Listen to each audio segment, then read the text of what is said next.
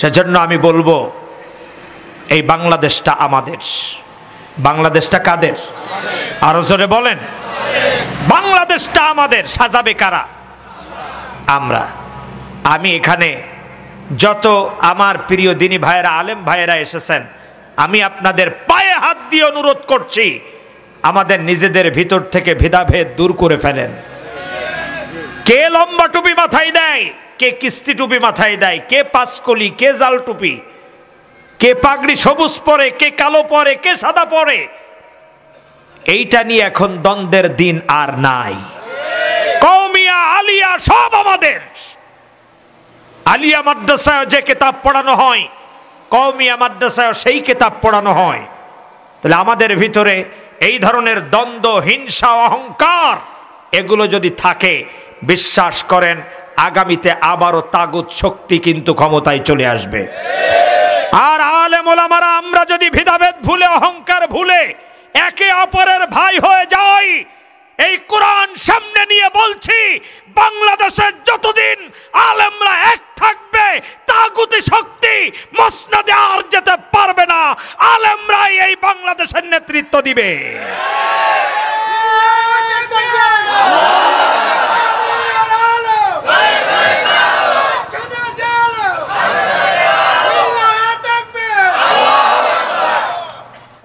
আল্লাহ আমার রব, এই রবি আমার সব। সবাই আল্লাহ আমার রব, এই রবি আমার সব।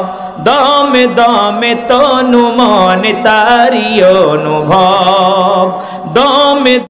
বন্ধুরা, চ্যানেলটি সাবস্ক্রাইব করুন। বালাম বিন বাওরর ময়দানে এসে বলল, জাতির উদ্দেশ্যে ভাষণ দিচ্ছে, ওয়া আনতা মিনাল কাফিরিন। মুসা কি হয়ে গেছে? যেই না বলছে, বলা মাত্রই জনগণ উল্টা রিয়াকশন। ডাক দিয়ে বলছে, বালাম বিন বাওরর, এতদিন তোমাকে একজন বিজ্ঞ আলেম হিসেবে জানতাম, তুমি সরকার বাহাদুর ফিরাউনের কাছ থেকে কয় টাকা খাইছো? সরকার বাহাদুর ফিরাউনের কাছ থেকে কয় টাকা খেয়েছো? বলুন তো, জনগণের ভিতরে এই শব্দটা কে জাগ্রত করে দিয়েছে? আরো জোরে বলেন। সে আল্লাহ বলছেন, ওয়ামাকারু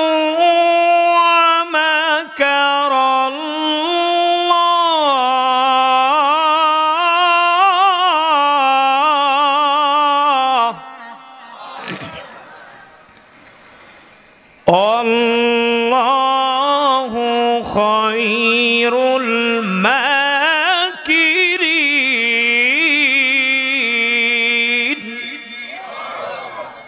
সে আল্লাহ আজও আছে না নাই? আমরা যখন চিন্তা করলাম, অবাক হবেন শুনে, 5ই আগস্টের আগে একটা মুভি তৈরি হচ্ছিল। এবছর নতুন শিক্ষা কার্যক্রম, এর ভিতরে এই কারুকলামের ভিতরে ওই মুভি ডিসপ্লে হিসেবে শিক্ষকদের বাধ্যতামূলক ছাত্রদের সামনে এটা উপস্থাপন করা লাগতো।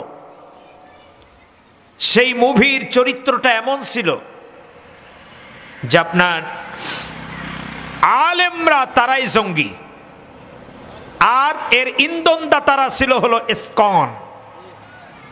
কথা বুঝতেছেন আমার? আপনি মাদ্রাসার হন, আর আপনি কলেজের হন, আর আপনি স্কুলের হন, এই মুভি আপনি দেখাতে বাধ্য ছিলেন, উপায় ছিল না। আমাদের কাছে গোপন সূত্রে যখন এই তথ্যগুলো আসলো যে পাগড়ি মাথায়, টুপি মাথায়, দাড়ি টাড়ি লাগিয়ে এই চরিত্রের একটা মুভি তৈরি করা হচ্ছে, অলরেডি এটা আপনার রিলিজ হতে বাকি ছিল, বাদ বাকি সব কার্যক্রম কমপ্লিট হয়ে গেছিল। এই জানুয়ারি থেকে বাধ্যতামূলক প্রত্যেক ক্লাসে এটা দেখাতে হবে। আমরা জুলাই মাসের ফার্স্ট টাইম এটা নিয়ে বেশ টেনশনযুক্ত হলাম যে আসলে এইভাবে যদি শিক্ষা ব্যবস্থা এক এক করে ধ্বংস হয়ে যায়, এমনি এই যে প্রজন্ম যারা বর্তমান স্কুল, কলেজ, বিশ্ববিদ্যালয়ে যারা পড়ে, এই প্রজন্ম, তাদের বয়স 15-16, সর্বোচ্চ গেলে 20-22, তারা তো আর ইসলামের একটা ভালো দিন এরা দেখে নাই, শুধু খারাপটাই দেখেছে। আর এদের সামনে আলেমদের চরিত্র সব সময় খারাপভাবে উপস্থাপন করা হয়েছে। কাজে এই প্রজন্মের অবস্থা কি হবে আর আগামীর প্রজন্মের অবস্থা কি হবে, আমাদের সন্তানদেরকে কোথায় রেখে আমরা চলে যাব, ভারী একটা টেনশনে ছিলাম। আল্লাহ তাআলা কোথা থেকে ঝাঁকে ঝাঁকে আবাবির পাঠায় দিল। যখন রাতের বেলায় স্লোগান দেখলাম টিএসসি সহ, তুমি কে আমি কে, একটু জোরে বলেন। আল্লাহ বলল যে শব্দটা দিয়ে তুমি দাড়ি টুপিওয়ালাদেরকে কলঙ্ক দিয়েছ, ওই শব্দটা দিয়েই তোমার পতন হবে। আল্লাহ তাই করলেন। প্রিয় দিনী ভাইয়ের আমার, বালাম বিন বাওরারকে লক্ষ্য করে জাতি বলা শুরু করলো, তুমি কয় টাকা খাইছো ফিরাউনের কাছ থেকে? ঠিক তেমনি কেউ জান্নাতের রমণী বানায় দিছিল, কেউ জান্নাতের শীর্ষণীয় স্থানে পাঠায় ছাড়ছিল। সেই সব আলেম যাদের সামনে এবারত পড়া তো দূরের কথা, কথা বলতেও আমাদের হাঁটু কাঁপে। এত বড় বিজ্ঞ এক একজন আলেম, তাদের অর্থের কাছে পদস্খলন ঘটেছে, অথচ আমার এই ভোলাই প্রত্যন্ত অঞ্চলের একজন ইমাম, তার ইমানের কাছে ওই জালিমদের শক্তি হেরে গেছে। সেজন্য আমি বলবো, এই বাংলাদেশটা আমাদের। বাংলাদেশটা কাদের? আরো জোরে বলেন। বাংলাদেশটা আমাদের। সাজাবে কারা? আমরা। আমি এখানে যত আমার প্রিয় দিনী ভাইয়েরা, আলেম ভাইয়েরা এসেছেন, আমি আপনাদের পায়ে হাত দিয়ে অনুরোধ করছি, আমাদের নিজেদের ভিতর থেকে ভেদাভেদ দূর করে ফেলেন। কে লম্বা টুপি মাথায় দেয়, কে কিস্তি টুপি মাথায় দেয়, কে পাঁচকলি, কে জাল টুপি, কে পাগড়ি সবুজ পরে, কে কালো পরে, কে সাদা পরে, এইটা নিয়ে এখন দ্বন্দ্বের দিন আর নাই।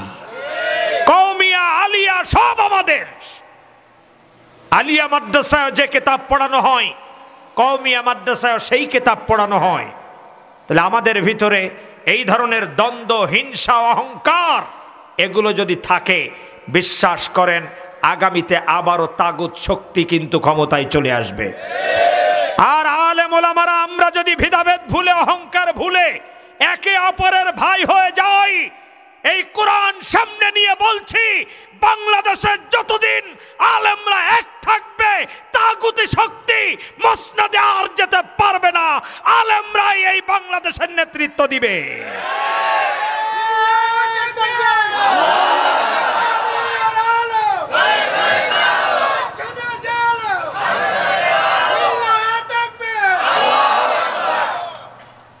সেজন্য ওই মসজিদের ইমাম কওমিয়া, আমি আলিয়া,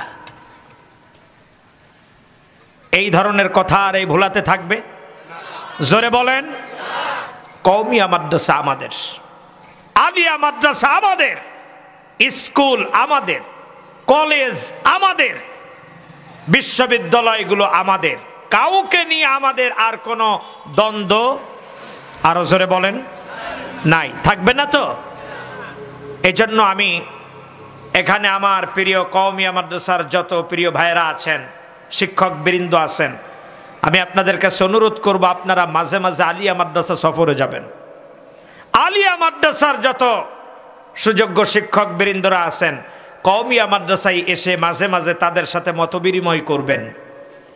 আসা যাওয়াতে একটা ভালোবাসা সৃষ্টি হবে, কি হবে না? আলিয়া মাদ্রাসার ছাত্রদের খবর নেওয়ার জন্য কওমি মাদ্রাসার হুজুররা যাবেন, আলিয়া মাদ্রাসার শিক্ষকরা কওমিয়া মাদ্রাসার ছাত্রগুলোর কি অবস্থা দেখার জন্য আসবেন। কারণ আলিয়াও আপনার, কওমিয়াও আপনার।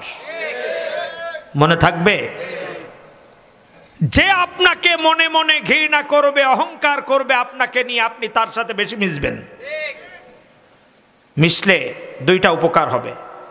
একটা হলো আপনি নিরহংকার, এটা আল্লাহর কাছে প্রমাণ হবে। এর জন্য আপনার ইজ্জত কে বাড়িয়ে দিবেন?